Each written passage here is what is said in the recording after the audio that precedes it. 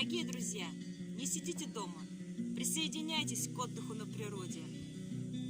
Моя Аша не стольный град, нет залихватских небоскребов, не бриллиант во 100 карат, не самородков высшей пробы. В железной чаще между скал, где воздух горный, как лекарство, Аша — лишь крохотный кристалл в железной мощи государства. И не курортный городок, моя Аша — рабочий город. И не стыдясь шаблонных строк, твержу: мал золотник, да дорог.